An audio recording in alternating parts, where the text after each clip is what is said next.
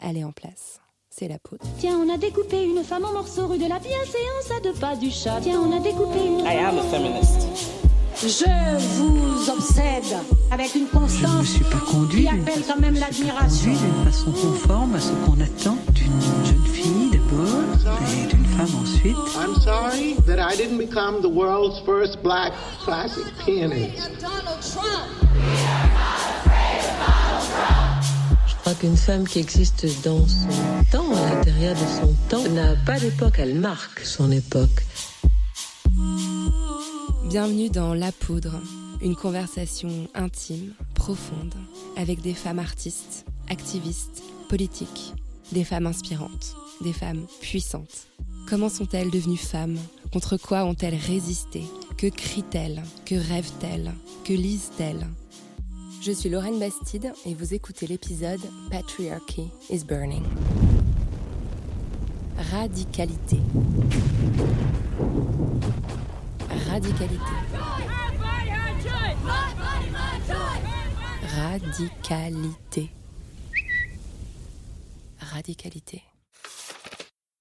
Plus je pense à ce mot, moins je comprends ce qu'il veut dire. Et pourtant je le revendique et je le chéris. Radical, bien sûr. On ne lâche rien. C'est une histoire totale. Un féminisme de la totalité. Un féminisme pour les 99%. Pour citer 2 livres que je vous mets en référence dans La Poudre lit. Ce jour-là, j'étais au Yo-Yo, sur scène, au cœur de l'exposition Patriarchy is Burning, orchestrée par Gang of Witches, un incroyable collectif de sorcières artistes au sublime univers graphique. Il y avait un public attentif. Et sur scène, Sharon Omankoy, la fondatrice du collectif Moissy, Lexi, du compte Aggressively Trans, et Émilie Jouvet, réalisatrice porno féministe. Et contre toute attente, il est sorti de notre échange comme un sentiment d'apaisement, de fluidité, de soin de soi, comme elle peut être douce, la radicalité. Bonjour, vous m'entendez ? Super. Eh bien, bonjour à toutes et à tous, bienvenue pour cette table ronde au cours de laquelle nous allons brûler le patriarcat à petit feu sur ce grand et beau bûcher. J'adore le nom de ce festival. Et j'adore Gang of Witches et je voudrais qu'on commence par les applaudir pour cette exposition, cet événement qui est absolument fabuleux et qui leur ressemble. Merci du fond du cœur pour l'invitation. Alors, moi, quand on me dit « Burn the Patriarchy », je me dis « ouais, bonne idée ». Le geste est un peu radical, mais pourquoi pas ? Le féminisme a besoin de cette radicalité. Et ensuite, je m'interroge sur cette notion. Qu'est-ce qu'on appelle radical au juste ? C'est quoi l'inverse de radical ? C'est soft, sympa, mesuré ? Est-ce que le féminisme, qui est quand même, on le rappelle, un projet de révolution de société, peut se passer de radicalité ? Pour y réfléchir avec moi, j'ai réuni 3 femmes qui incarnent chacune une forme de radicalité dans le militantisme qu'elles incarnent. Lexi, vous êtes étudiante en histoire de l'art et vous avez créé le compte Instagram Aggressively Trans, sur lequel vous vulgarisez des concepts liés aux transidentités et vous parlez aussi de votre propre vécu. Vous avez aussi un podcast, Agressivement Trans, celui-là. Bienvenue, Lexi. Merci de m'avoir invitée. Sharon Omankoy, vous êtes travailleuse sociale. Vous travaillez notamment à l'accompagnement de personnes séropositives. Vous êtes chroniqueuse radio dans l'émission Sweet Diamond sur RGB Radio. Et en 2014, vous avez fondé Moissy, le collectif afroféministe le plus flamboyant que la France ait jamais connu. Bienvenue, Sharon. Merci beaucoup de m'avoir invitée. Émilie Jouvet, vous êtes photographe, cinéaste, artiste. Votre travail photographique est d'ailleurs exposé ici, au sein de l'exposition. Vous avez réalisé en 2008 le premier film porno lesbien français, One Night Stand.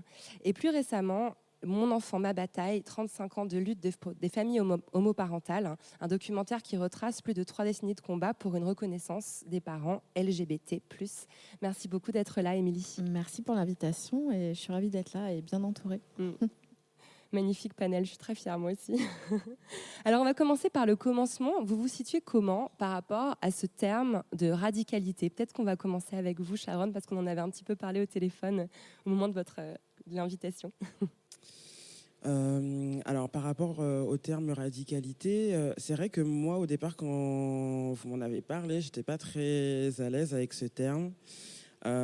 Déjà parce que c'est un terme qu'on m'a souvent renvoyé, notamment au moment où on a fondé le collectif Moissy, où effectivement on nous a gentiment fait comprendre que voilà, on était des femmes noires et que parce qu'on était des femmes noires, à partir du moment où on se conscientisait comme sujet politique, on n'avait pas spécialement envie de nous entendre, d'entendre nos revendications, d'entendre nos expériences de vie. Et du coup, voilà, donc c'était un terme avec lequel j'étais pas à l'aise parce qu'on me projetait ce terme sur moi. On me laissait pas la possibilité de dire que j'étais radicale. Et en fait, moi, quand j'ai fondé ce collectif, c'est parti d'une expérience personnelle et d'un constat politique où j'investissais des espaces féministes. Et en fait, il y avait très peu de personnes, très peu de femmes racisées. Et je ressentais un besoin vital et en même temps, enfin voilà, politique de créer un espace avec des femmes qui me ressemblent et où il était possible de parler de thématiques qui n'étaient pas forcément investies dans d'autres espaces féministes, où la question raciale n'était pas la question du racisme, de la misogynoire, enfin toutes ces expériences-là que moi je pouvais vivre et subir, bah voilà, elles n'étaient pas visibles dans ces espaces-là, donc il fallait imaginer autre chose.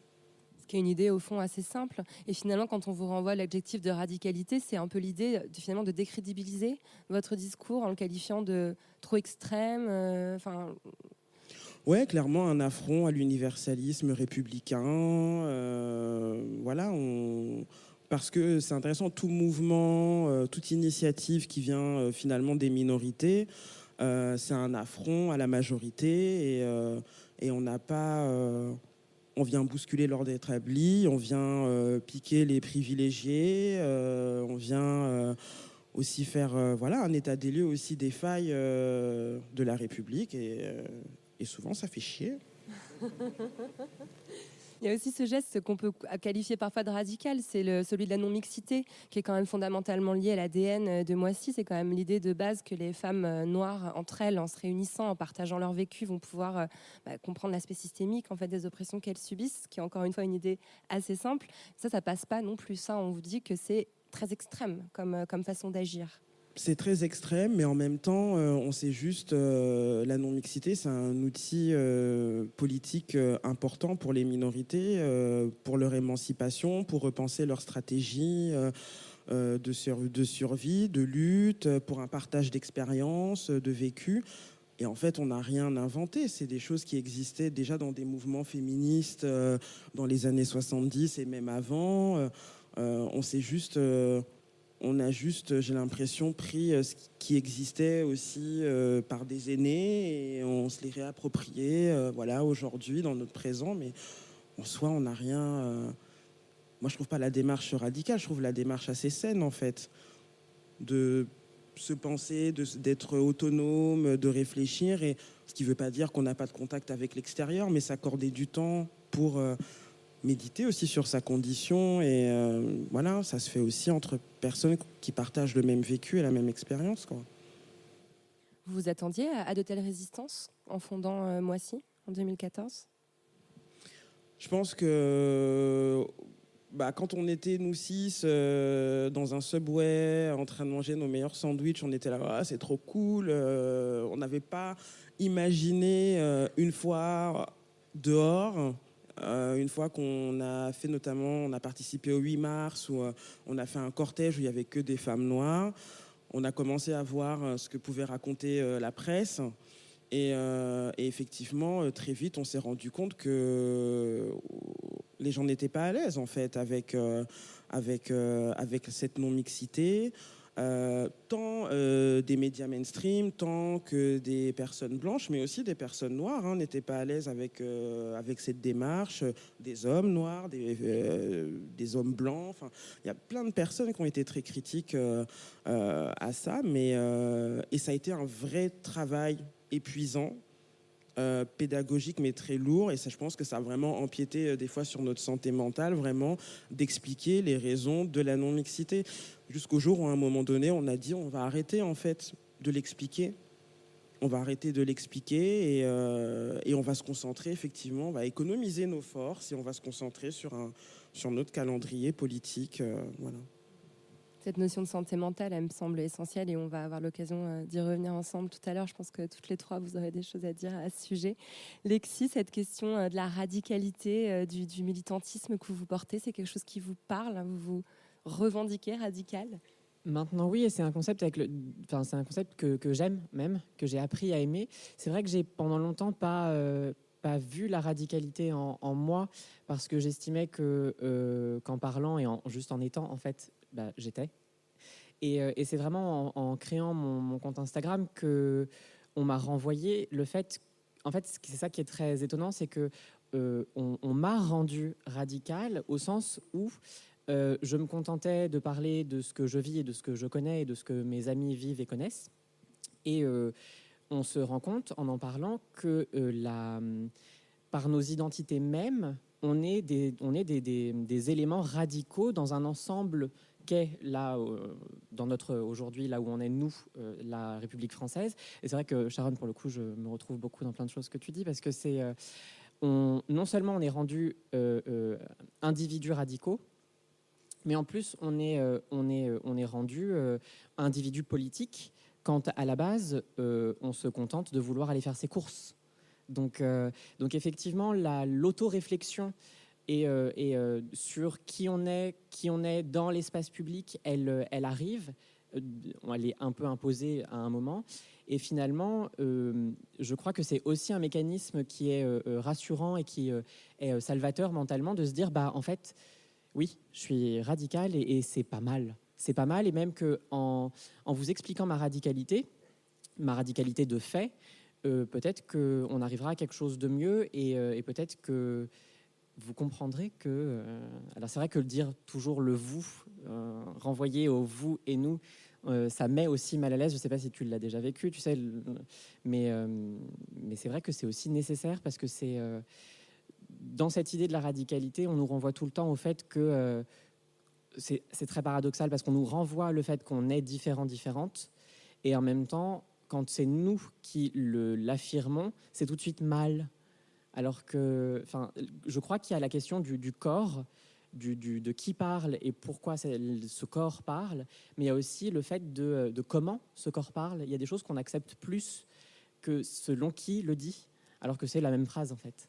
Exactement, ça me parle beaucoup ce que tu dis là. J'ai l'habitude de dire que je partage absolument toutes vos positions, mais quand c'est dans ma bouche de femme blanche cis qui a l'air hétérosexuelle, ça passe très bien, et d'un seul coup quand c'est dans le corps d'un autre type de femme moins validée, on va le qualifier de radical. C'est intéressant. Est-ce que ça vous parle, Émilie Jouvet, cette histoire de corps, j'imagine? Oui, ça me parle beaucoup. Moi, je me retrouve aussi au niveau de la radicalité. Je me suis pas dit je vais faire quelque chose de radical. En fait, c'est les autres qui m'ont renvoyé ça quand j'ai commencé mon travail artistique. Radical, subversif, choquant, et ça, mais non, en fait, c'est pas du tout ce que je voulais faire. Je voulais juste parler d'un vécu, de désirs qui sont jamais représentés, et en fait, en me renvoyant ce truc, c'est radical, ça m'a un peu énervée, en fait, et ça a eu un petit peu l'effet inverse de demander, c'est-à-dire que ça m'a poussée encore plus à l'être finalement, alors que c'était pas du tout ça que je voulais faire à la base. C'était plus assez doux, plutôt un peu pédagogique entre guillemets, mais ça c'était tout au début. Et quand j'ai vu les réactions qui étaient tellement violentes, ça m'a tellement énervée que du coup je suis allée à fond parce que je me suis dit waouh, c'est tellement énorme entre ma perception des choses et de mes amis et de ce que je vis et ce qu'on me renvoie, comme si c'était quelque chose d'horrible, comme si c'était vraiment dégueulasse. Voilà, c'est que du coup ça m'a un peu formée aussi en tant qu'artiste, c'est-à-dire de plus essayer forcément d'avoir un discours qui parle à l'universel, mais en fait plutôt de se concentrer sur comment faire pour faire du bien à sa propre communauté, à lui parler directement avec des choses qui la faire avancer, j'espère en tout cas, ou qui vont lui apporter du positif, sans du tout se préoccuper du regard extérieur. Et ça met en rage beaucoup de gens, en fait, quand on s'adresse pas à l'universel et ça les énerve beaucoup. Mais moi, c'est comme ça que je me sens bien, c'est comme ça que j'aime faire les choses. Et, voilà, la question du corps aussi, évidemment, c'est très important. Tout ce qui touche au corps des femmes, au corps des personnes queer ou LGBT, leur parole, elle est vraiment réquisitionnée, en fait, elle est cachée, elle est masquée, et leur corps, ils sont aussi très peu montrés. Et il y a une censure, je trouve, qui est encore plus forte au niveau de ce qu'on peut montrer que ce qu'on peut dire. Parce qu'il y a des livres qui sortent, il y a des conférences, il y a quand même des choses qui parlent beaucoup du corps et de ses représentations. Parce qu'à partir du moment où on va les montrer, ces corps qui ne correspondent pas à la norme, mais alors là, il y a vraiment, je dirais, une sorte d'affolement, une panique parce qu'on peut-être on ne se rend pas compte, mais on est abreuvé sans cesse, tous les jours, par tous les moyens possibles, que ce soit les médias, que ce soit tout ce qu'on voit, même dans toute notre vie de corps standardisés.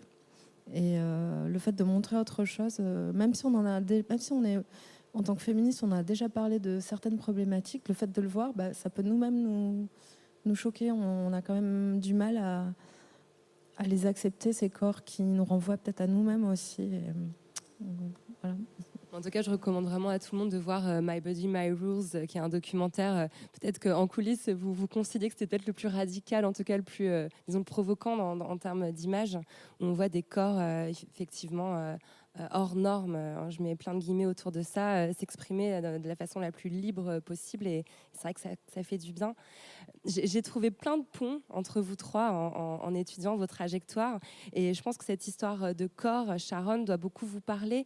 Vous reliez beaucoup votre militantisme et votre arrivée à l'afroféminisme, j'ai envie de dire, à votre propre vécu de femme grande, sportive. Vous avez fait beaucoup de basket. Et c'est aussi là que vous avez puisé cette volonté de dire mon corps de grande femme noire est aussi un corps de femme. Et cessons de vouloir me le mettre à part. Enfin, je ne sais pas si je résume bien votre démarche en disant ça comme ça. Non, si. En fait, j'ai été basketteuse pendant 18 ans de haut niveau. Et c'est vrai que s'il y a bien un endroit où on essentialise les corps, c'est bien dans le sport. Et que c'est en faisant effectivement du basket que très vite j'ai compris que il y avait une déshumanisation en fait de ce corps, c'est-à-dire que on attendait de mon corps, mais surtout de ma couleur de peau, en fait ma couleur de peau et ma structure physique, on attendait une performance. Donc on attendait que je cours très très vite, que je saute très très haut, que je sois puissante, enfin voilà, et du coup ça a drainé comme ça toutes mes années de sportive où il y avait des appellations très spécifiques, que j'étais une panthère, enfin tout un discours animalier, mais c'est des coachs, et c'est des coachs qui aujourd'hui entraînent des équipes professionnelles féminines, des coachs qui entraînent des équipes africaines aussi. Enfin, donc c'est des entraîneurs qui sont français. J'ai d'ailleurs très peu été entraîné coaché par des femmes. Il n'y en a eu qu'une en fait. Mais voilà, c'est pour dire que effectivement, tout au long de mon adolescence, voilà, il y avait vraiment le basket qui a pris beaucoup de place et du coup un discours sur le corps qui était effectivement extrêmement violent et voilà, et juste raciste, qui a fait partie de mon parcours et que c'est toujours pareil. À un moment donné, c'est voilà, à force d'encaisser aussi ce type de discours, il y a un moment donné, tu as envie de retourner un peu les choses et effectivement. Oui, je suis grande, oui, je suis noire. Voilà, il y a eu une envie de retourner un petit peu ces discours et d'en faire effectivement une force et aussi, voilà, et d'assumer aussi ce corps, d'assumer aussi ma féminité, que je sentais aussi pas toujours... on me renvoyait bien le fait qu'elle n'était pas toujours dans les normes. Voilà, Et ça a été je le dis comme ça aujourd'hui assez facilement, mais ça a été le fruit d'une vraie réflexion, aussi de vraies souffrances et douleurs aussi. Voilà, donc, mais je suis assez apaisé, j'ai un rapport plus tranquille avec mon corps aujourd'hui. Donc ça va. C'est l'avantage de l'âge aussi, je crois, non? Je crois que c'est ça. Bon, ça me fait penser, ça m'évoque une autrice, Audre Lorde, qui a été à l'origine de la réflexion que vous avez menée avant de créer Moissy parmi d'autres autrices. Et cette phrase « Ne suis-je pas une femme ?» qui est le titre d'un de ses livres les plus connus et qui, j'imagine, vous parle aussi, Lexi. Il y a une démarche qui se rapproche de celle d'Émilie Jouvet parce que vous montrez des corps trans sur le compte Aggressively Trans, et ne serait-ce que le fait de montrer ces corps, il y a quelque chose qu'on pourrait qualifier de radical parce que simplement on n'est pas habitué à les voir en fait. Absolument, ouais, on n'est pas habitué et en fait il y a une espèce de double chape, ce qui est celle déjà d'être trans et d'avoir un rapport au corps qui est excessivement compliqué parce que certaines personnes trans sont atteintes de dysphorie de genre qui fait que le rapport au corps est pour soi-même une violence au quotidien et une violence constante. Et puis ensuite, cette deuxième chape où on nous explique qu'en tant que trans, on a un corps, on a une biologie, et que la changer, c'est aller contre tout ce qui est naturel, c'est aller contre tout ce qui est dans la normalité et dans l'acceptable, du coup, et que du coup... en plus de nous-mêmes avoir un rapport intime à notre corps qui est douloureux, on veut nous faire intégrer, et ça marche, que on ne peut pas avoir en tant que citoyen, citoyenne, en tant qu'individu de l'espèce humaine, on ne peut pas avoir une fierté dans notre corps et dans notre être. Et c'est ce qui fait qu'effectivement, ne serait-ce que quand j'ai voulu effectivement partager des photos de torse de personnes trans, ça a été excessivement compliqué de trouver des personnes trans qui voulaient, qui étaient suffisamment à l'aise, suffisamment qui n'avaient pas peur en fait.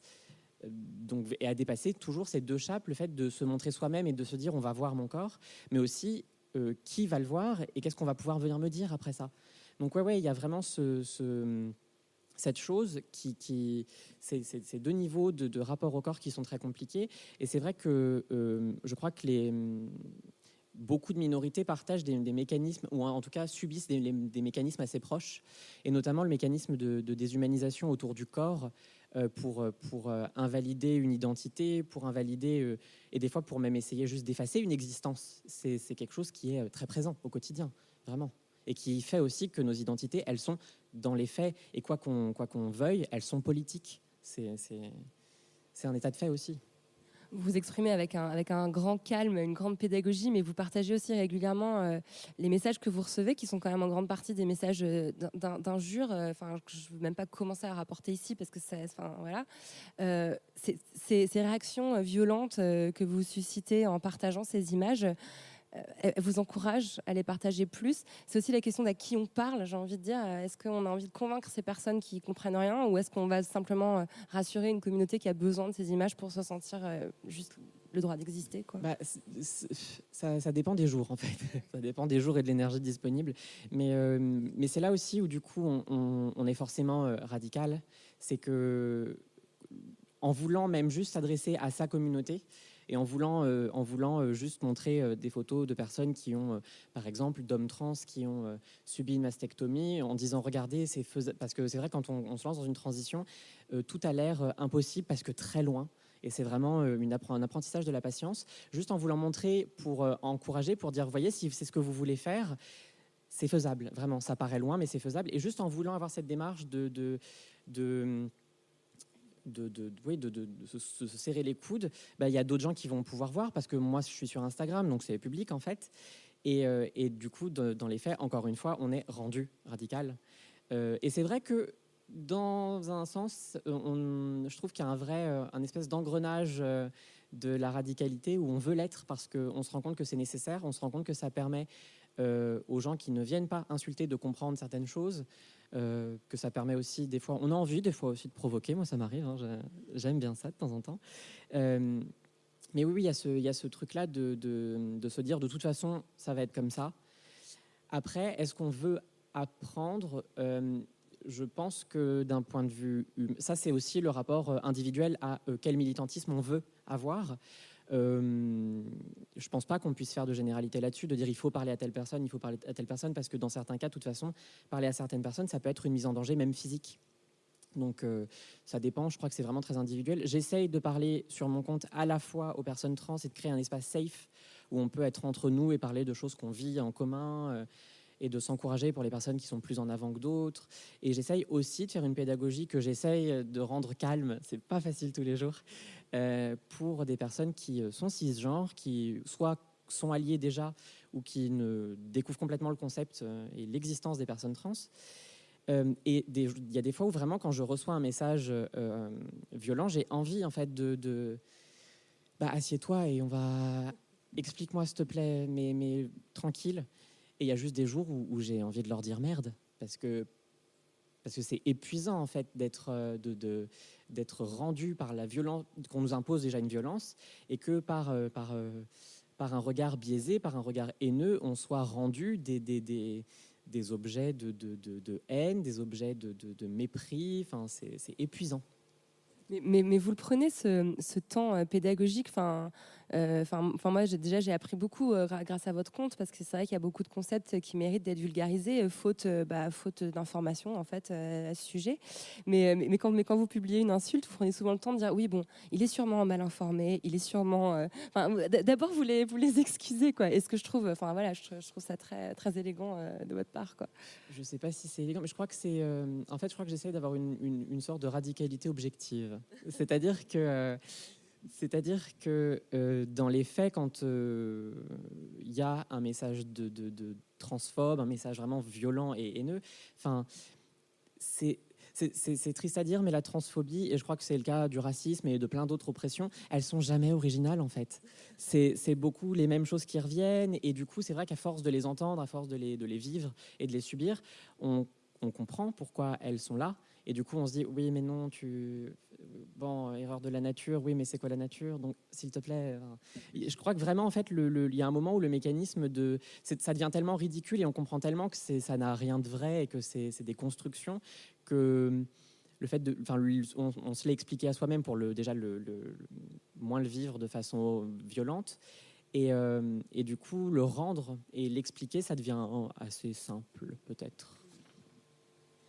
C'est une violence quand même qui est réelle. Je cherchais dans mes fiches un chiffre que je me demande comment j'ai pu l'oublier. 85% des personnes trans seront agressées au cours de leur vie, et 53% des adolescents trans tenteront de se suicider dans leur adolescence. Donc voilà, je pense que c'est une violence qui est loin d'être fantasmée, et qui est aussi une violence institutionnelle qui va se diriger contre les personnes que vous représentez. Alors les personnes trans, on sait que c'est très compliqué d'arriver à changer d'état civil. Il y a une série d'obstacles institutionnels, médicaux, absolument délirants, d'ailleurs que je découvre grâce au travail de vulgarisation que vous faites avec d'autres militantes.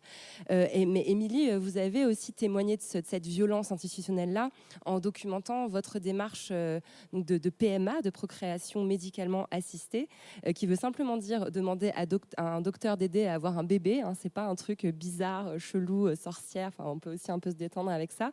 En tant que femme célibataire et lesbienne, vous l'avez documenté, vous avez continué avec le documentaire dont j'ai parlé tout à l'heure. C'est une démarche qui est différente de votre démarche artistique de départ, et pourtant j'ai l'impression que le pont est évident entre les deux. Pour moi, c'est vrai que les deux sujets sont différents, mais pour moi c'est la même chose, c'est-à-dire qu'il y a le fil rouge est toujours le même. Je pense dans ce que je fais, c'est vraiment la question, c'est nos corps nous appartiennent-ils, ou appartiennent-ils à l'État, à la société, à qui appartiennent nos corps en vrai, qui a le droit de décider? Malheureusement, la plupart du temps, pour les minorités, c'est pas nous. Et là, notamment pour le fait d'avoir ou pas un enfant, donc on s'est beaucoup battu en tant que féministe pour avoir le droit de choisir de ne pas en avoir. Mais toujours est-il que moi, j'ai fait beaucoup de manifs pour le droit à l'avortement. Et puis, à un moment, je me suis arrivée à un moment où je voulais avoir un enfant, et je me suis rendu compte que, non, moi, j'avais pas le droit. Et c'est encore une question de contrôle de qui peut pas. Et la PMA, elle est ouverte depuis 30 ans maintenant en France. Et les seules personnes qui ont accès à cette PMA, ce sont des personnes qui sont accompagnées d'un homme. En fait. Donc il faut être en couple avec un homme, sinon on ne peut pas. C'est-à-dire qu'il faut qu'en gros, que l'enfant qui va arriver appartienne à un homme, quelque part. C'est un peu ça que ça veut dire. Si on est deux femmes, ben non, on n'a pas le droit, même si on est marié. Et si on est une femme seule, alors là, c'est encore pire, je dirais. Je pense que là, on a encore vraiment, parce qu'encore un couple, on se dit, bon, mais alors une femme seule, là, c'est vraiment les sorcières. On se demande pourquoi elles détestent, pourquoi est-ce qu'elles veulent un enfant, qu'est-ce qu'elles veulent en faire. Et c'est... C'est très drôle parce que d'un côté, il y a des centaines de milliers de femmes célibataires. Les familles monoparentales en France, c'est énorme. Et 80%, je dirais, c'est des femmes avec leurs enfants. Donc là, ça inquiète personne qu'elles soient toutes seules à se galérer. Et par contre, quand elles décident elles-mêmes d'avoir un enfant sans vivre de rupture ou quand c'est un choix qui a été mûrement réfléchi, bah là, non, c'est pas possible, on leur interdit, c'est trop dangereux. Les pauvres enfants, qu'est-ce qu'ils vont devenir ? Et donc ce film-là, Aria, ça raconte un petit peu mon parcours. Mais en vrai, j'ai pu faire ce film uniquement à partir du moment où j'étais enceinte. Parce que c'était un parcours qui était tellement douloureux, tellement compliqué. En plus, moi, je me suis lancée là-dedans au moment des débats autour du mariage pour tous.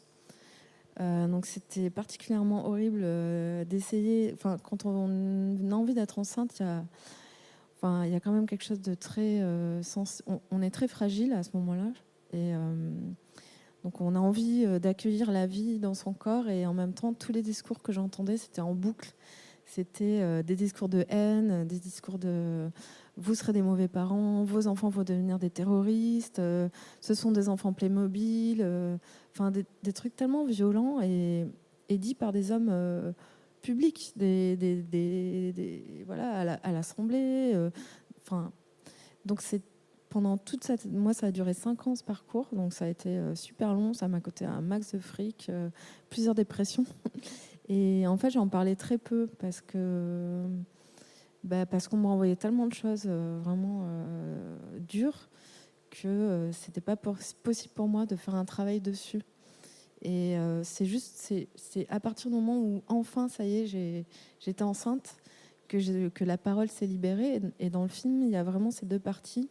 Il y a une première partie qui est silencieuse, où on voit que ces allers-retours, les piqûres, toute la partie médicale et sans parole. Et on entend, c'est des trucs que j'ai enregistrés à la télé, à la radio. C'est tout un tas de discours, on n'entend que ça.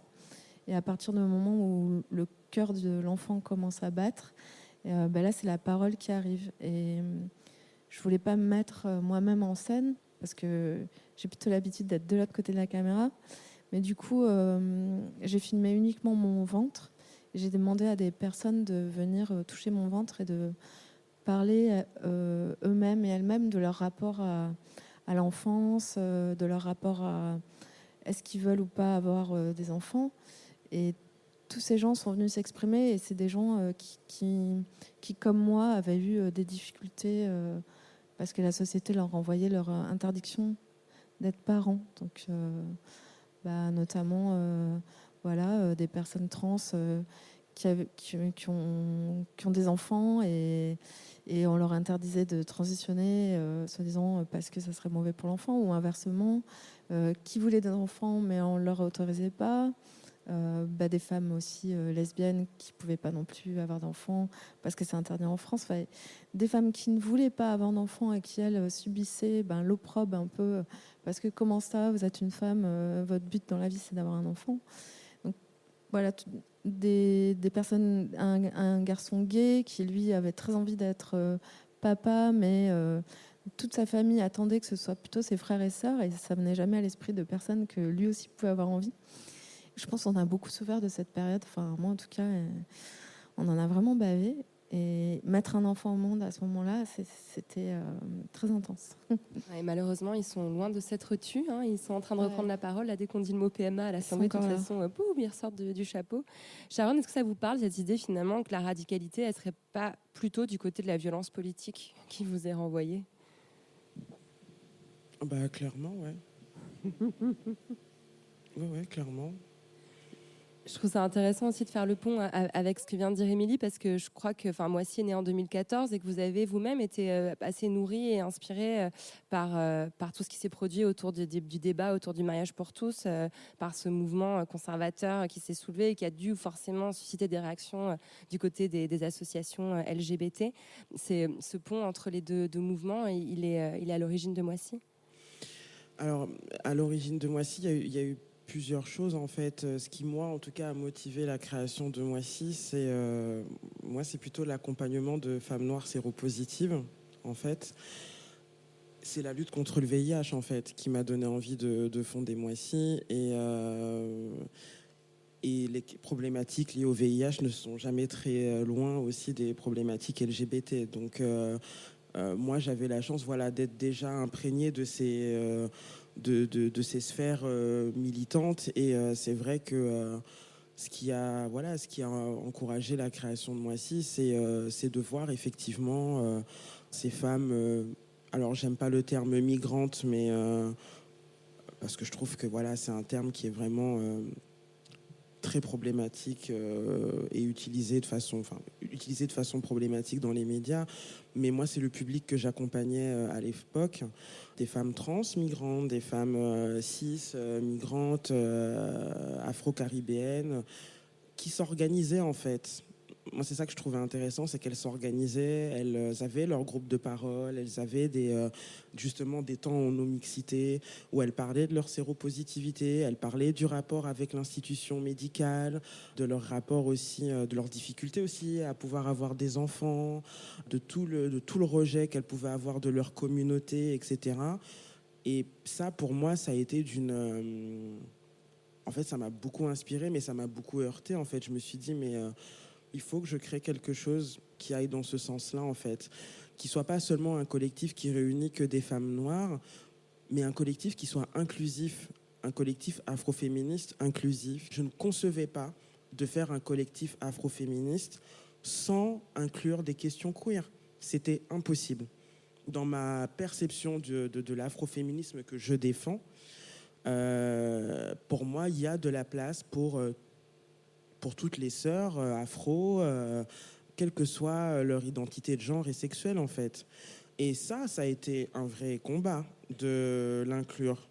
Parce que aussi, on est, pour ma part, moi aussi, issu des fois de communautés afro. Effectivement, les questions d'homosexualité, etc., sont pas toujours... on n'est pas toujours à l'aise avec ces problématiques-là.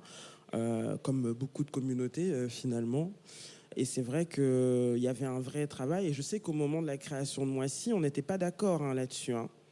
Ça a été vraiment peu de gens le savent, mais les personnes avec qui moi j'ai fondé Moissy, le concept d'intersectionnalité, ne savaient pas trop ce que c'était. Inclure des femmes trans, elles n'étaient pas OK. Donc ça, on vient aussi de loin en fait. Et je suis contente effectivement que ce collectif effectivement se positionne sur ces problématiques-là. Et à l'époque, moi, j'étais aussi sur ces manifs où je soutenais aussi les LGBT dans ces luttes-là. Ça me paraissait féministement logique, en fait. Je pense que c'est le moment de rappeler qu'on est en train de célébrer en ce moment les 50 ans des révoltes de Stonewall.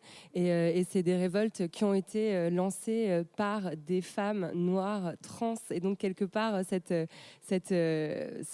y a un tronc commun, je trouve, à vos militantismes qui pourrait être Stonewall, où on retrouve les problématiques à la fois trans, queer et antiracistes que vous portez. Et voilà, c'est l'évidence que vous êtes dans un même combat. D'ailleurs, cette question du sida, du VIH, elle est très transversale aussi dans vos travaux. Vous les évoquez régulièrement. Lexi, vous rappelez sur votre compte que le sida, qui touche particulièrement les personnes trans proportionnellement, en fait, il n'y a pas de campagne spécialement dirigée pour ces personnes ? Quasiment pas. C'est en train de se mettre doucement en place. Je sais que c'est une problématique qui est politique. Pourquoi est-ce qu'on n'en parle pas ? Qui n'en parle pas ? Alors qu'en fait, on touche à quelque chose d'effectivement transversal où, parce qu'on oublie certains sujets, que ce soit volontairement ou pas d'ailleurs, il y a les deux cas de figure, par une idéologie politique, en fait, on tue des gens. C'est un fait aussi.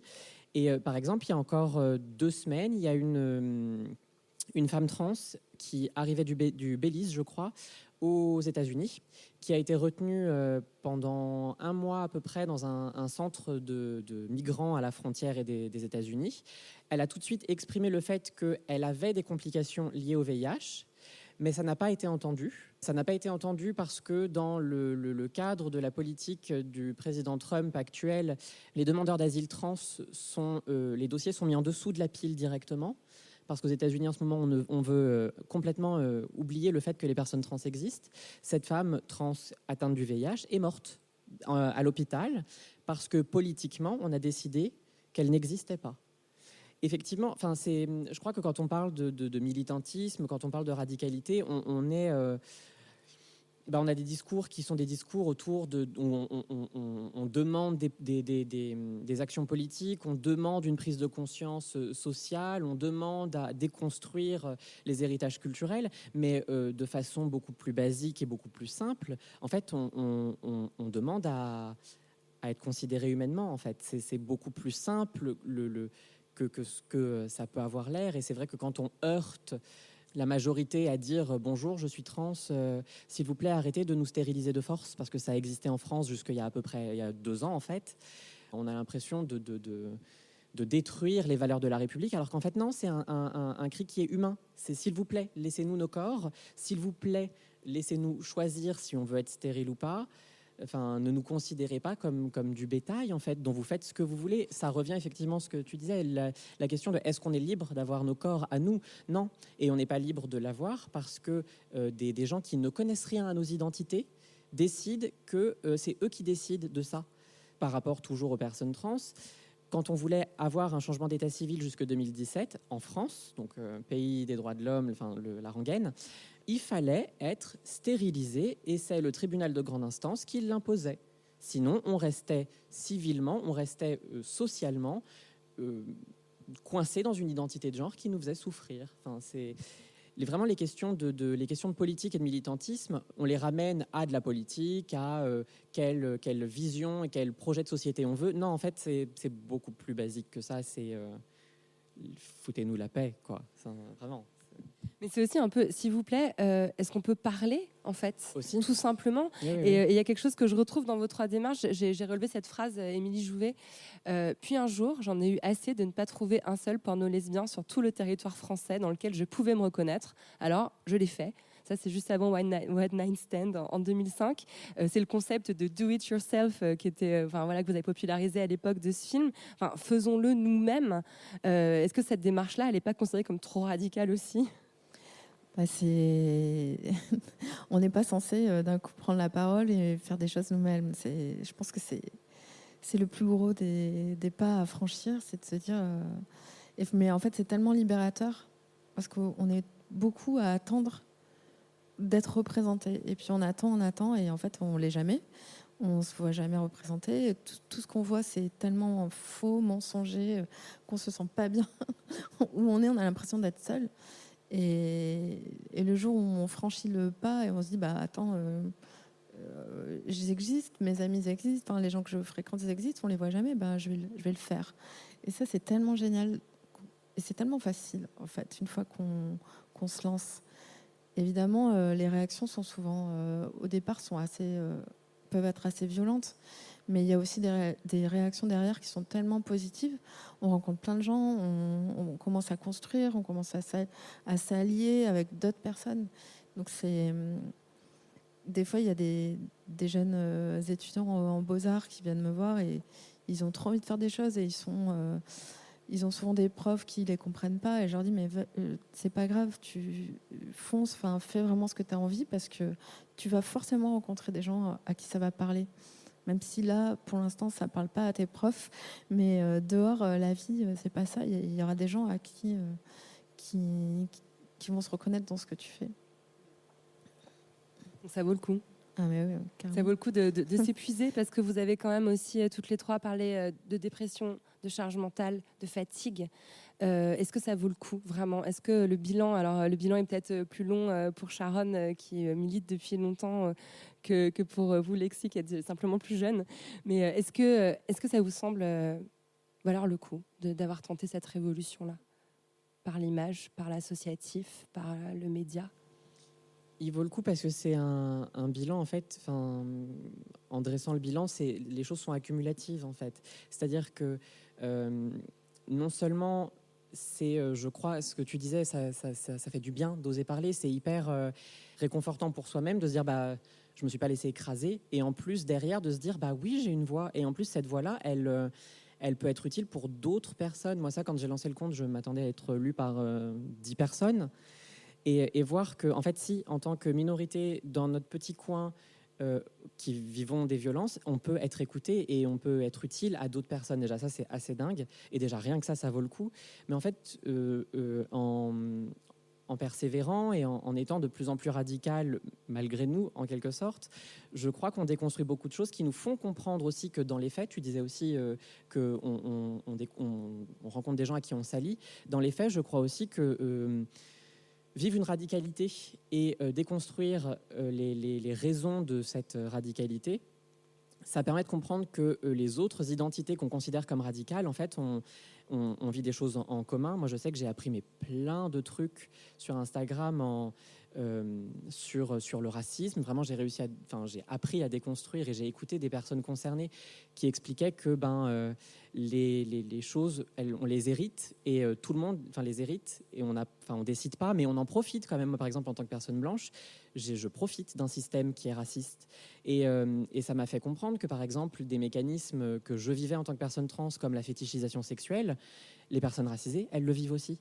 Et que de fait, ça s'impose presque comme une évidence dans les espaces où on peut, de se rassembler, de se comprendre et de montrer que, dans une certaine mesure, on lutte contre des mêmes mécanismes et que du coup, on n'est jamais seul, en fait.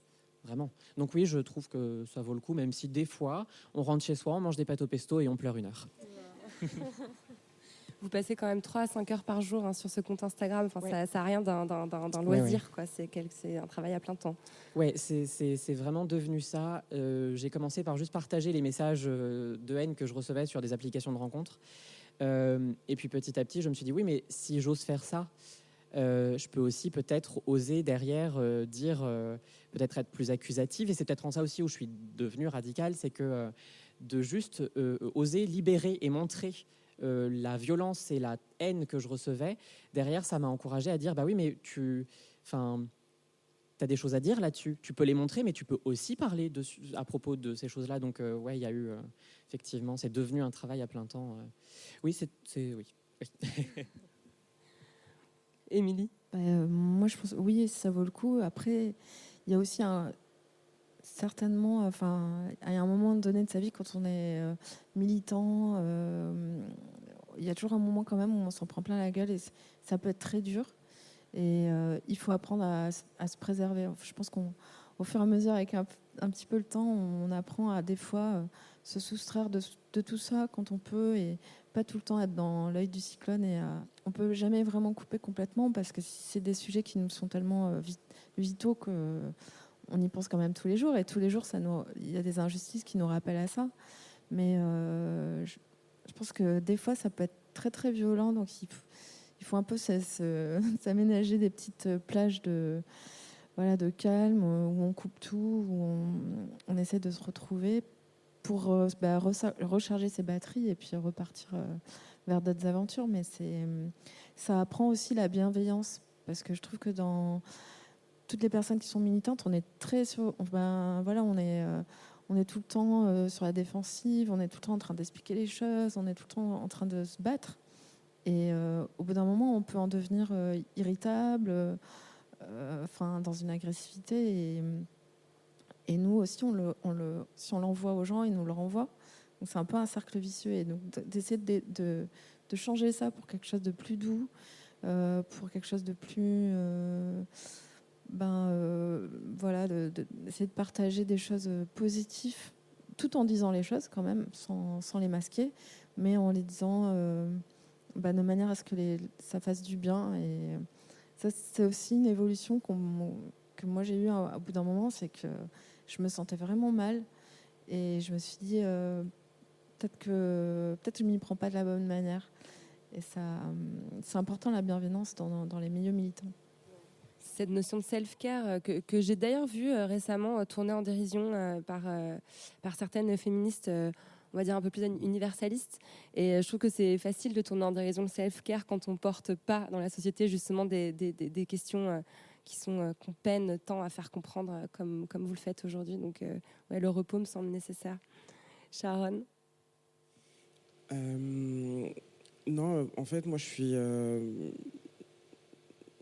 je me rends compte que même si moi je suis partie de Moissy en 2016, moi je trouve que ça a été une expérience humaine et politique extrêmement forte. Pour moi, ça m'a donné. En fait, moi j'aime cette idée de transmission. Moi, j'ai l'impression que ce que je voyais au quotidien dans le travail social avec les personnes que j'accompagnais, ces femmes, ces repos, j'ai l'impression que moi, elles m'ont transmis de la force, qui m'ont ensuite donné envie de créer quelque chose. Et moi, c'est ça que j'aime aussi dans l'afroféminisme et dans les féminismes en général, c'est cette transmission aussi et de cette possibilité. Et en plus, on est dans un festival qui accorde de l'importance à l'art, etc., de créer, d'être dans la créativité. Moi, ça me booste, en fait. Ça n'a pas toujours été facile, c'est évident. Moi aussi, j'ai mangé des pâtes au pesto, tout ça. J'ai pleuré. Ouais, c'est vrai. Mais en fait, ce que je me rends compte aujourd'hui, c'est qu'avec un peu plus de recul, c'est que, en fait, je suis intimement convaincue que je suis féministe. Donc, moi, j'injecte mon féminisme dans chaque étape de ma vie, en fait. Moi, j'aime que mon féminisme soit ancré dans la proximité, dans du quotidien. Pour moi, être travailleuse sociale, c'est un métier politique. J'aime mettre de l'afroféminisme dedans. Je nourris ma pratique de réflexion décoloniale, de réflexion antiraciste. Moi, c'est comme ça aujourd'hui que j'investis aussi mon travail. Et finalement, j'ai l'impression de continuer à militer, mais de le faire sous différentes formes, à des moments différents. Et c'est vrai que je suis assez d'accord avec toi, Émilie, sur l'idée qu'effectivement, il faut se créer des sas, des fois de déconnexion, de déconnexion, de ressourcement aussi. Et c'est vrai qu'il y a eu des moments où moi je sais que mon identité professionnelle et mon identité militante, il y a un moment, c'est aussi ça la réalité, c'est que quand on est dans des associations, on a une casquette de professionnel, en même temps on est militant, il y a tout qui est compliqué, et des fois c'est bien aussi de faire la part des choses et d'avoir des vrais temps pour se poser et réfléchir aussi sur soi, sur sa pratique. Moi, je sais qu'à un moment donné, j'ai dû me faire suivre aussi au niveau psy. Parce que justement, ça devenait très lourd et très complexe et que il fallait que j'en parle à une tierce personne. Donc après, oui, militer, c'est quelque chose de puissant. C'est juste que après, il faut trouver les sas, mais c'est important. Mais quand tu parles de sas, l'un des sas, en tout cas moi je l'ai vécu, c'est l'un des sas qui permet justement de se ressourcer et de vachement lâcher, c'est la non-mixité aussi. Ça permet vraiment de se retrouver dans cet espace où pendant les 2 heures, on va être entre personnes, où on sait qu'on comprend ce qu'on vit, qu'il n'y aura pas les regards, de jugement, l'extérieur. Et c'est vraiment un espace qui est un espace politique, mais qui est aussi un espace humain et émotionnel. Et le fait que même ça soit critiqué comme mais c'est sectaire, c'est communautariste, alors que dans les faits, la non-mixité, elle existe partout. Enfin, le Sénat, c'est de la non-mixité. Je suis d'accord avec toi et en même temps, j'aurais un avis plus nuancé. C'est que je pense que c'est important qu'on ait des espaces en non-mixité parce que c'est des moments politiques forts, mais c'est pas des lieux thérapeutiques. Non, tu bien vois. sûr. Non, bien Et sûr. que Non, moi, bien je sûr. sais qu'il y a eu un moment où je me suis dit, là, je peux pas déposer ça Oui. dans le collectif parce que je me sens pas bien. Et en fait, il faut que je trouve un autre Ah espace. oui, il faut aussi des fois juste couper, c'est sûr. Et voilà, parce que tu peux aussi reproduire des choses dans ces mêmes espaces. Et il y a des choses qui se jouent, des rapports de... Voilà, et du coup, il y a juste ça aussi que moi, j'ai Oui, dû aussi. prendre en compte. Non, mais ça semble essentiel, effectivement, cette question de non-mixité, elle repose du devoir de pédagogie que vous évoquiez au début. C'est-à-dire qu'à un moment donné, voilà, il n'y a pas besoin d'expliquer en permanence les concepts. Moi, cette notion de radicalité, en fait, en l'explorant un peu pour préparer l'émission, je me suis rendu compte qu'elle pouvait revêtir des réalités complètement opposées. C'est ça qui est aussi intéressant. Par exemple, qui on a appelé dans l'histoire les féministes radicales, ça va être aussi bien Monique Wittig, autrice de La pensée straight, dont vous vous réclamez d'ailleurs toutes les trois régulièrement, mais aussi Andrea Dworkin, qui va être dans un féminisme abolitionniste, anti-porno, qui va être quasiment à l'opposé radicalement du spectre que vous représentez, par exemple, Émilie, en incarnant le féminisme pro-sexe. Voilà, et il y a aussi, je l'ai découvert grâce à vous, Lexi, des féministes, notamment en Grande-Bretagne, qui se disent radicales dans leur démarche, donc d'exclure les femmes trans. On les adore. Non, mais c'est extraordinaire. C'est-à-dire qu'en fait, cette démarche de radicalité, elle peut renvoyer à un bout du spectre comme à l'autre. Est-ce que vous pourriez d'ailleurs développer un peu cette histoire? Alors, donc pour les personnes qui ne connaissent pas du tout, il existe tout un mouvement de pensée féministe qu'on appelle les féministes TERF. Donc, c'est Trans Radical Exclusionary Feminists, donc des féministes radicales excluant les personnes trans. On peut aussi les appeler des farts, et c'est drôle parce qu'en anglais, ça veut dire prout. Et en fait, l'avantage de cet acronyme FART, c'est qu'il utilise le T à la fin, c'est transphobe. En fait, elles ont vraiment l'idée que c'est tout un mouvement de pensée qui repose sur un bouquin de 76, je crois, qui s'appelle The Transsexual Empire. Donc déjà, l'emploi du terme transsexuel, je vous invite à le bannir. Et c'est un bouquin qui développe l'idée que en fait, les personnes trans sont, alors surtout les femmes trans, sont des hommes. Et sont des hommes qui travestissent leur identité pour infiltrer les milieux féministes et pour les détruire de l'intérieur, tout en même temps valorisant l'image de l'homme cisgenre. Donc c'est tout un gros délire. Le bouquin est insipide à lire, c'est horrible. Et en fait, c'est tout un livre qui est écrit, qui doit être mis en contexte. C'est un livre qui est écrit en contexte de guerre froide, où on a plaqué sur le combat féministe l'idée de deux blocs opposés. Et l'idée d'espionnage aussi qui était très présente, parce qu'en plus c'est un bouquin américain, donc c'est très présent et c'est vraiment nourri culturellement d'un contexte. Ça existe encore, et ça existe encore avec vraiment cette idée d'espionnage, d'infiltration. Moi, j'y croyais pas, je me disais oui, mais d'accord, le bouquin c'est une base, mais ça a bougé et ce que dit le livre est complètement désuet. Non. Il y a une polémique récemment près de Londres, un espace, je crois, un bord de lac qui était réservé aux femmes. Oui. Et des associations féministes se sont mobilisées pour qu'elle soit par contre interdite aux femmes trans. Ouais. Qui, du coup, il y a eu plusieurs. Là, ça fait bien 2-3 ans que la Grande-Bretagne est très marquée par la présence politique et la visibilité des féministes TERF. Par exemple, au Parlement écossais, elles sont audibles, elles sont écoutées. Il y a récemment eu toute une polémique sur le fait que la première ministre en Écosse a soutenu le fait qu'il fallait légiférer en faveur des personnes trans. Ça a été tout de suite bloqué. Et il y a aussi 2 ans maintenant, à la Pride de Londres, en tête du cortège de la Pride, il y avait des banderoles avec marqué « Les femmes trans sont des hommes ». Donc c'est quelque chose qui est très présent, c'est quelque chose qui est aussi très présent dans le féminisme parisien. Le féminisme parisien, je ne pensais pas, ça existe. Et en fait, en y étant confrontée, je me suis rendu compte qu'effectivement, je me dis radicale, je me dis féministe radicale, parce que je défends l'idée qu'il faut être toujours plus inclusif, se déconstruire de tout ce dont on a hérité culturellement. Mais il y a aussi des personnes qui se disent aussi radicales, du coup, a priori, on est dans le même camp, mais qui décident que je n'existe pas, ou en tout cas que je suis un homme, ce avec quoi je ne suis pas exactement d'accord. Et en fait, ça m'a un peu amené à me demander qu'est-ce qui est radical. Est-ce qu'aujourd'hui, en 2019, en France, mais plus largement, on peut dire dans le monde occidental, est-ce qu'être radical, c'est être dans l'affirmation d'une identité qui en rejette une autre, ou est-ce qu'être radical, c'est au contraire être dans l'affirmation d'une identité qui en inclut d'autres? Je me pose la question. Je trouvais ça important de revenir sur ça parce que je l'ai vraiment découvert en faisant les recherches pour cette émission et je trouvais ça important de le souligner. On approche la fin de la discussion. Je vais vous poser la question un rituel de la poudre parce qu'on est quand même dans la poudre. Ça évoque quoi pour vous, la poudre? Ça vous fait penser à quoi? Sharon, vous voulez commencer?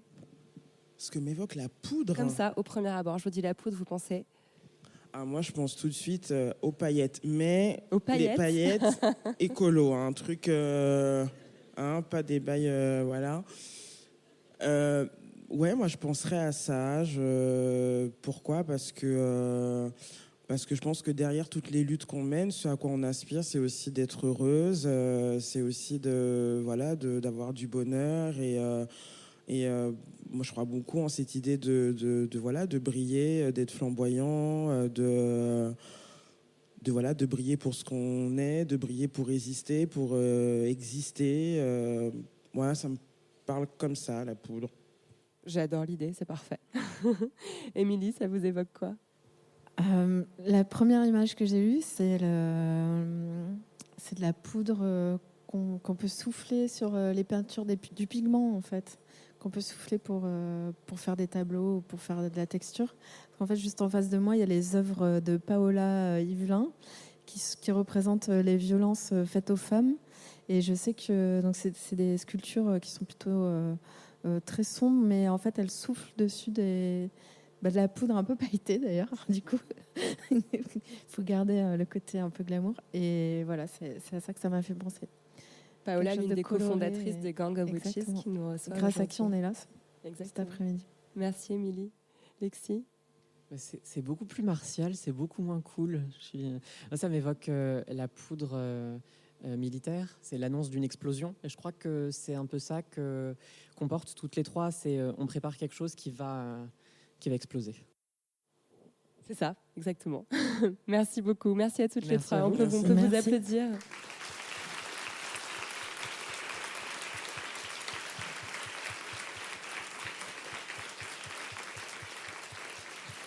On va prendre un petit moment maintenant pour prendre des questions du public.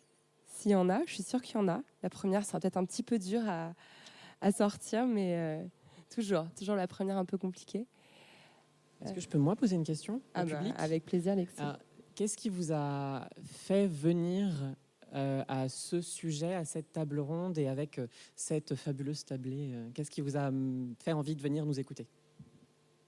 Alors, levez la main pour répondre. Au premier rang, là. Bien joué.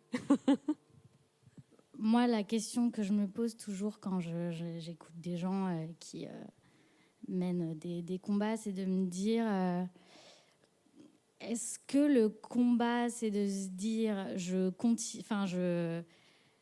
le fais, j'essaie, en fait, comme disait Lexi, de parler aux gens qui sont un peu en arrière? Ou est-ce qu'on y croit vraiment au fait qu'à un moment, ces gens complètement ignorants vont dire « Très bien, j'ai compris » ou est-ce qu'il y a vraiment ce truc de genre « Je m'en fiche, je veux qu'on m'entende » Et moi, c'est vraiment cette nuance où je me dis toujours est-ce qu'on se met en colère pour se dire « Je veux prendre la parole » ou est-ce qu'il y a vraiment un moment où on se dit « Peut-être que quelqu'un, peut-être qu'on va m'entendre » Ça dépend vraiment des jours et des personnes à qui on parle. Enfin, pour moi, je sais qu'il y a des jours où j'ai vraiment l'énergie disponible et du coup, je vais presque pour chaque commentaire négatif que je vais recevoir, je vais essayer, tu vois. Et il y a des jours où non, je supprime tout de suite le commentaire. Et puis, il y a aussi je crois qu'il y a aussi des fois une façon dont le commentaire est amené où on se dit en fait c'est peut-être juste une question de manque de connaissance d'un mot donc c'est très contextuel comme rapport aux réactions. Moi, il y a quelque chose aussi qui m'évoque un livre que j'ai lu qui m'a fait beaucoup de bien, que je te recommande. C'est un livre de Sarah Ahmed qui s'appelle Living a Feminist Life et finalement qui revient beaucoup à ce qu'expliquait Sharon à la fin de la conversation. C'est que finalement, au bout d'un moment, peut-être que militer, s'engager, consacrer beaucoup d'heures par jour à ces combats, c'est quelque chose qu'on peut faire un temps, mais qu'à un moment, c'est peut-être aussi l'idée d'intégrer ces idées-là à son quotidien et de vivre selon un mode de vie qui correspond à ses croyances, enfin à ses croyances d'ailleurs, à ses opinions, à sa foi profonde. Et je pense que c'est quelque chose qui peut aussi reposer la colère et tout en n'ayant pas l'impression d'avoir lâché, quoi. Enfin, je sais pas, je vous conseille en tout cas ce livre, il est vraiment très éclairant sur cette question que vous posez. Et on espère que tu t'es vraiment délecté. Moi, j'avais une question. Super. Bonjour. Justement, ça rejoint un peu ce que vous venez de dire. Et j'aimerais un peu que vous me donniez un peu vos trucs pour lutter contre la fatigue militante. Parce que je suis une personne je m'identifie comme afroféministe et je suis un peu dans un moment de fatigue militante. Donc on a parlé de self-care, on a parlé de justement intégrer ces choses à nos vies pour que ce soit une politique en fait de vie, des valeurs. Et donc j'aimerais savoir comment vous faites pour lutter contre la fatigue militante en fait, s'il vous plaît. Merci. Sharon. Non, la fatigue militante, c'est un vrai sujet. Moi, j'ai pas des tips de ouf. Moi, par exemple, à un moment donné, en 2016, moi, je suis partie de Moissy parce que je me suis rendu compte que militer, c'était une chose, mais il fallait que je redéfinisse la manière dont je voulais militer. À un moment donné, j'ai compris que le collectif, ça devenait compliqué et peut-être qu'il fallait que je repense un militantisme plus individuel, toujours au service, enfin toujours dans l'envie de faire collectif à certains moments, mais que voilà, il fallait que j'arrive à repenser en tout cas un militantisme à une échelle plus individuelle. Et moi, je sais que je me suis dit que j'allais... déjà, l'écriture m'a beaucoup apaisé. Moi, c'est vrai que j'ai eu la création de mon Tumblr, qui a été l'occasion pour moi mais ça a vraiment été un travail à la fois thérapeutique, mais aussi politique, de me réapproprier une narration. Et je me suis d'ailleurs très vite rendu compte que les questions qui me tenaient à cœur, c'était pas forcément le calendrier politique... institutionnel ou mainstream, mais c'était tout simplement ma vie affective et sexuelle. Voilà, parce que ce qu'on ne dit pas aussi, c'est que militer, ça impacte tous les champs de ta vie, et notamment la sphère intime. Et je trouvais que j'avais pas d'endroit pour en parler, et c'était ça qui me mettait en colère, parce que j'arrivais pas à faire des rencontres, parce que j'étais perçue comme la angry black woman. Donc voilà, et l'écriture a été d'un soutien incroyable. Merci beaucoup Sharon, c'était très, très complet finalement comme ordonnance. Émilie, vous aviez peut-être quelques conseils à donner, des idées je dirais peut-être plus sélectionner en fait les actions qu'on fait, son temps. Je sais qu'à un moment j'avais tendance à aller partout. Dès qu'il y avait un truc, une manif, j'y étais, une réunion, j'y étais, un nouveau truc qui se créait, j'y allais. Et au final, je me sentais, j'étais un peu comme un petit soldat, quoi. J'étais toujours là. Et ça m'épuisait à force. Et en plus, j'avais l'impression que ça servait à rien parce que j'étais pas 100% opérationnelle. On peut pas tout faire et tout choisir et être sur tous les fronts. Donc maintenant, j'essaie vraiment de choisir des choses où je vais, où non seulement ça va m'apprendre quelque chose, je vais sentir que je suis vraiment à ma place. Et j'ai plus de regrets de ne pas aller à certaines choses que je trouve intéressantes, parce que je vais privilégier plutôt aller dans la nature, passer un peu de temps avec ma fille, des trucs vraiment perso, sans me sentir coupable de ne pas aller militer.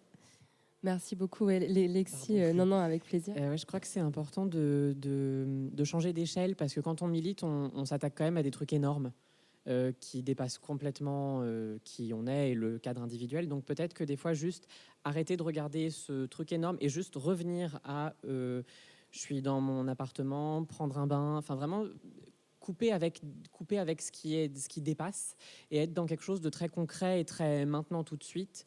Mais je crois que quand on est dans une action, on fait les choses vite, on en fait plein et on oublie en fait. On oublie que c'est samedi soir et j'ai envie de regarder Grise, quoi. Et je vais me permettre aussi de citer Marie Da Silva, la coach Marie Da Silva, que vous êtes certainement nombreuses à connaître ici, qui donne comme conseil de ne jamais consacrer plus de 300 secondes par jour aux racistes. C'est-à-dire qu'en fait, 5 minutes par jour, max, pour essayer de faire un peu de pédagogie. Au-delà de ça, c'est pas la peine.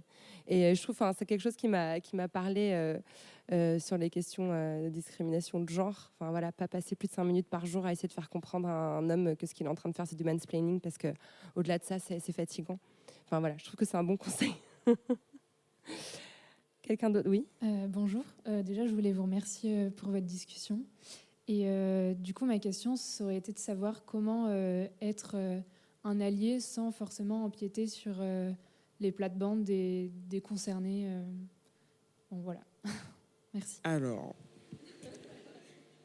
objectivement, alors sachant que ce que je vais dire, c'est à titre personnel et qu'il se peut que d'autres afroféministes et d'autres grilles, d'autres critères peut-être. Moi, en tout cas, pour une personne blanche, moi, j'aime bien qu'elle déjà soit à l'aise avec le fait qu'elle soit blanche. Je veux dire qu'elle soit capable de le verbaliser. Parce que moi, les alliés qui, à un moment donné, ne sont pas confort avec leur situation, avec leurs privilèges, déjà, moi, c'est compliqué.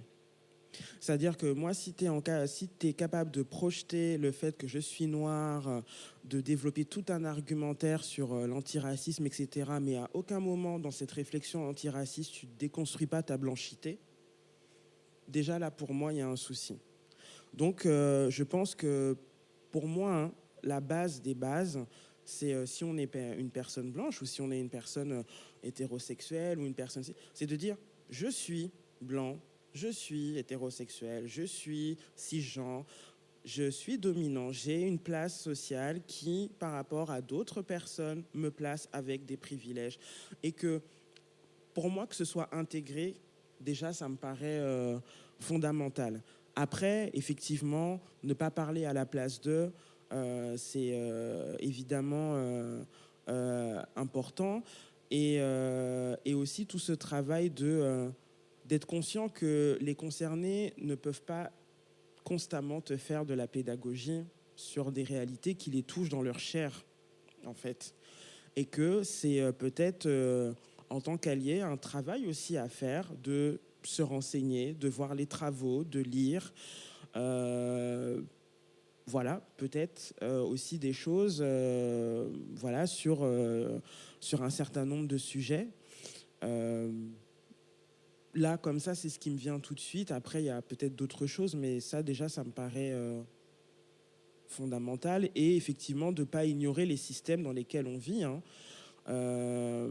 Moi, si tu veux soutenir les afroféministes et que tu ne vois pas qu'il existe un racisme d'État, pour moi, c'est compliqué. Si tu ne vois qu'un racisme à une échelle individuelle ou morale, alors que structurellement, il y a des discriminations qui sont systématiques sur des catégories de population. Si ça, déjà, pour moi, c'est pas intégré, s'il n'y a pas une prise en compte vraiment des systèmes et de leurs effets, effectivement, voilà, ça peut être compliqué et ça va demander de faire plus de recherches. Voilà. Je crois qu'il y a, oui, déjà je suis d'accord. Je crois qu'il y a des espèces de grands blocs que tu peux checker. Déjà, savoir à qui tu es allié, c'est-à-dire bien comprendre ce que ça veut dire que être une personne trans dans notre société, ce que vit une personne noire dans notre société. Et puis après, il y a des choses très concrètes, vraiment, quels mots on utilise pour parler de qui, quels mots on n'utilise pas pour parler d'une personne. Quand tu es dans l'espace social avec des personnes qui vivent une identité minoritaire, savoir que tu peux incarner un repère safe, Des fois, c'est juste l'affaire de prendre la main, d'avoir un contact physique, mais de savoir que l'espace public, les mouvements peuvent être une vraie violence à vivre. Peut-être aussi aller en manifestation en tant qu'allié. Par exemple, si je prends le cas de personnes... alors je prends un cas que j'ai croisé il y a pas longtemps. Il y a en septembre l'Exist-Trans, qui est une Pride mais spécifiquement pour les personnes trans, et j'ai beaucoup d'abonnés sur mon compte qui me disent je veux venir pour soutenir parce que je suis allié, mais le truc c'est que vu que la transidentité d'une personne elle ne se lit pas sur son visage, je veux pas qu'on m'assimile à quelqu'un qui vit une oppression, parce que je trouverais ça pas bien en fait. Et du coup, des trucs complètement qui peuvent avoir l'air bêtes, mais avoir un badge quand tu es dans une réunion où tu sais qu'il y a des personnes trans, avoir un badge marqué je suis allié, ça peut être important. Il y a vraiment des choses très très concrètes qui sont faisables au quotidien, et être safe dans son vocabulaire, c'est quelque chose qui n'est pas si courant que ça de la part d'alliés, parce que on n'a pas l'éducation, c'est normal aussi, hein, mais c'est un vrai beau cadeau. Mais je trouve que déjà, le fait que tu te poses la question, c'est un beau cadeau. Et ce que je rajouterais aussi, c'est qu'à partir du moment où on est allié, moi je pars du principe que tu es allié tout le temps. Parce que moi j'ai connu des gens qui étaient alliés le temps d'une manif, le temps d'une réunion, mais quand elles sont par exemple dans une relation amicale ou amoureuse, par exemple avec une personne minorisée, ça s'arrêtait ou ça déclenchait encore d'autres trucs. Pour moi, c'est important que si on est allié, que ce soit vraiment quelque chose un statut vraiment qu'on assume à tous les niveaux et à différents espaces, et pas seulement en côtoyant des sphères militantes. Que c'est cool d'être allié aussi dans son rapport avec les autres, dans les amitiés qu'on tisse, dans les relations, etc. Oui, il faut se rappeler qu'on n'a pas le choix d'être blanc, blanche ou cisgenre ou hétéro, mais que par contre, on peut prendre cette décision consciente d'apprendre et de soutenir, et ça change tout, vraiment. Est-ce qu'il y a une autre intervention, une autre question? Oui, là. Bonjour, merci beaucoup pour cet échange. Moi, j'avais une question par rapport à la pédagogie dont vous parliez tout à l'heure. Est-ce que vous est-ce que vous avez une œuvre, que ce soit un livre, un film, que vous aimeriez que tout le monde ait vu, qui parle des sujets qui vous touchent et qui pour vous serait la meilleure réponse à cet effort de pédagogie, puisqu'une fois qu'on les aurait vus, en fait, on aurait compris beaucoup de choses. Voilà. Merci. Un livre, un film, une œuvre? Une seule? C'est difficile, hein? Alors là, tout de suite, j'aurais envie de dire Ouvrir la voie d'Amandine Gay, parce qu'en fait, je suis dedans.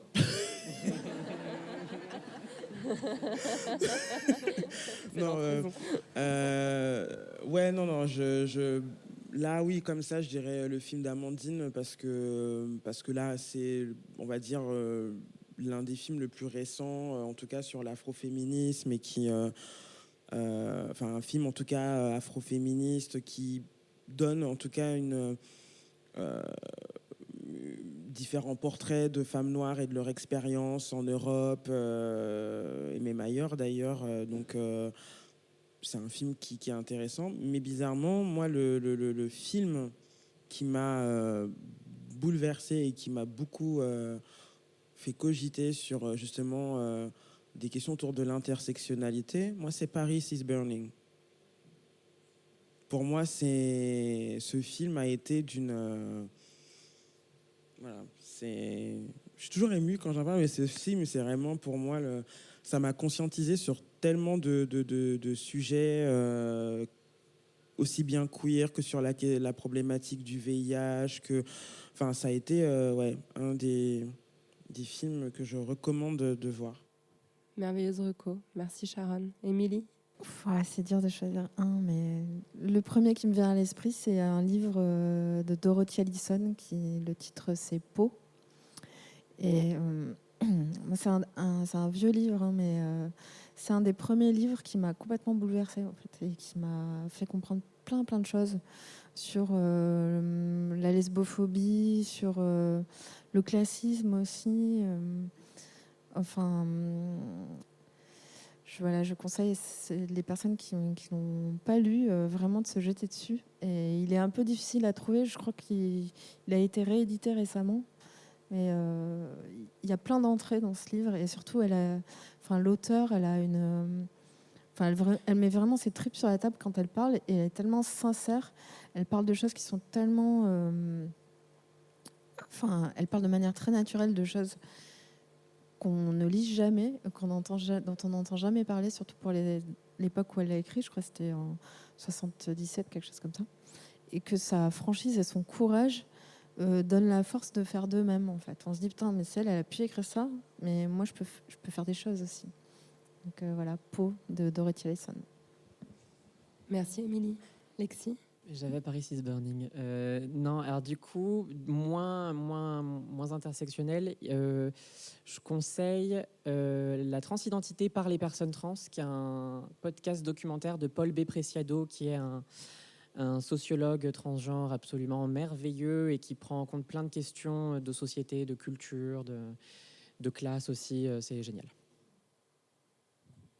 Merci beaucoup. Et je recommande d'ailleurs podcast concurrent, mais Amis et les couilles sur la table, 2 heures d'entretien avec Paul Preciado. On en sort avec le cerveau neuf, en fait. C'est incroyable d'écouter cette personne. Et pour ma part, moi, c'est La pensée straight de Monique Wittig qui m'a fait exploser le cerveau un beau jour. Et je recommande. En plus, c'est court, c'est des recueils de conférences. Et ça se lit très bien et c'est limpide.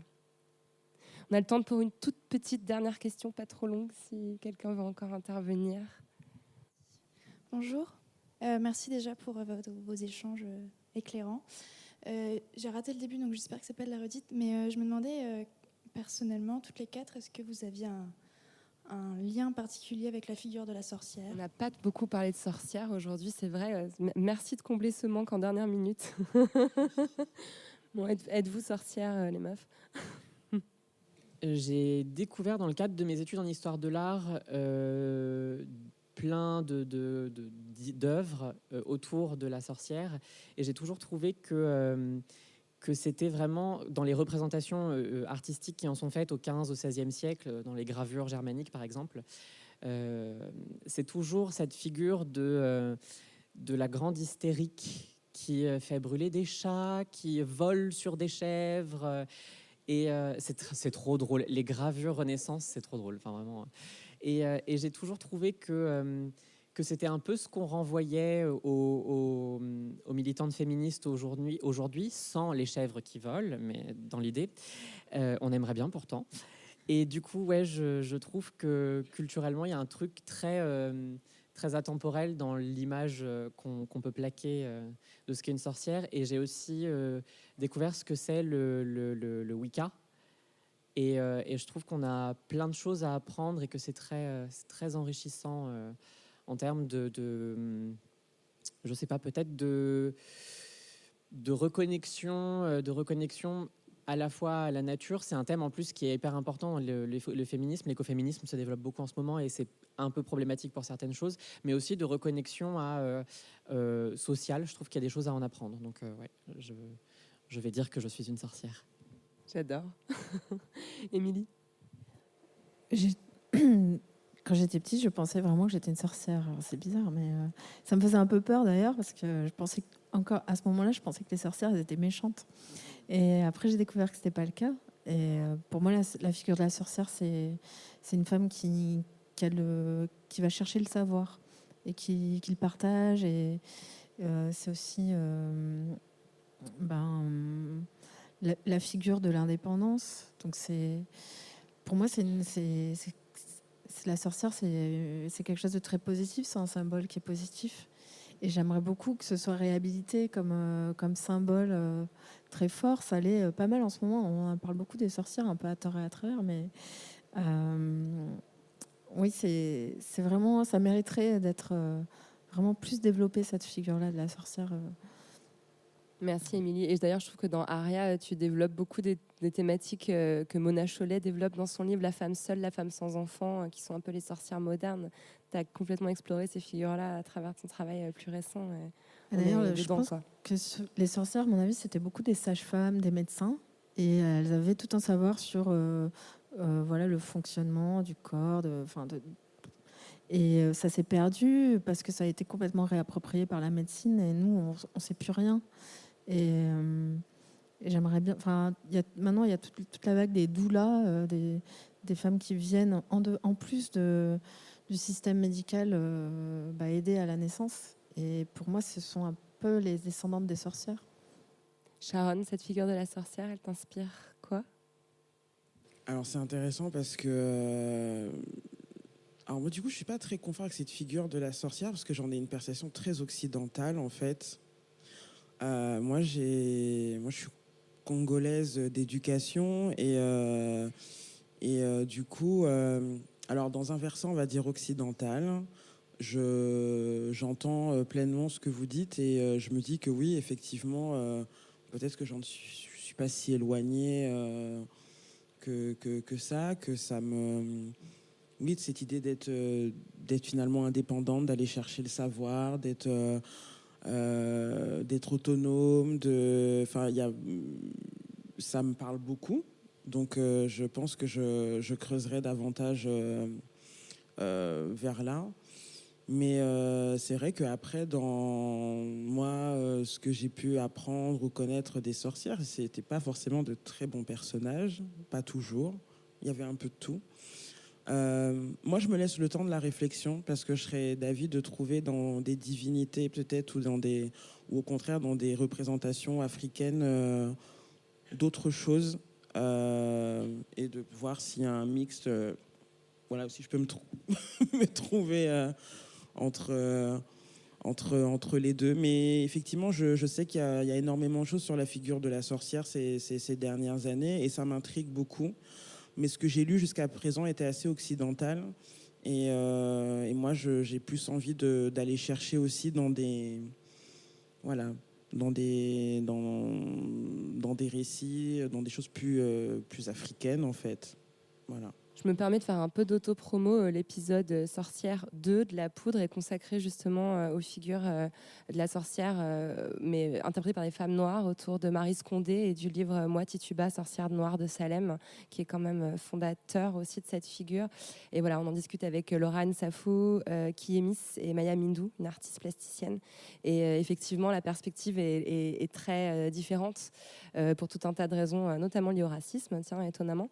Voilà, je vous invite à l'écouter si cette figure vous intéresse. Eh bien, merci à toutes et tous d'avoir été si présents, si nombreux. C'était un vrai bonheur cette rencontre. Merci encore à Gang of Witches, bravo pour l'exposition. Et merci beaucoup à mes invités, Lexi, Émilie, Sharon. C'était un honneur de vous recevoir. Merci à Sharon Omankoy, à Lexi et à Émilie Jouvet d'être venues faire parler La Poudre avec moi. La Poudre est une émission produite par Nouvelles Écoutes. Elle est réalisée par Aurore Meyer-Mailleux, avec à la préparation et à la prise de son, Gaïa Marty. À la programmation, Laura Cuissard. Et au mixage, Marion Emery. Le générique est une variation sur la chanson L'appétit de Bonnie Banane. Vous aimez l'émission ? Je vous aime aussi. Alors s'il vous plaît, dites-le moi avec des étoiles, 5 de préférence, sur l'application Apple Podcast. Cela aide La Poudre à essaimer. Pour faire parler La Poudre sur les réseaux sociaux, rendez-vous sur Instagram @lapoudretv, sur Twitter @lapoudrene et sur Facebook sur la page La Poudre Podcast. La Poudre, c'est aussi une newsletter à laquelle vous pouvez vous abonner sur le site nouvellesécoutes.fr, puis cliquez sur La Poudre. Cela vous permettra de découvrir Mortel, Queer, Primo, Quad Meuf, Splash, Vieille Branche, bref, toutes les émissions merveilleuses que nous produisons. Vous l'avez sûrement remarqué, La Poudre aime les livres. Si vous aussi, rendez-vous sur le site La Poudre lit, où nous recommandons toutes les 2 semaines des ouvrages pour aller plus loin après l'écoute des épisodes. À très vite et continuez de faire parler La Poudre.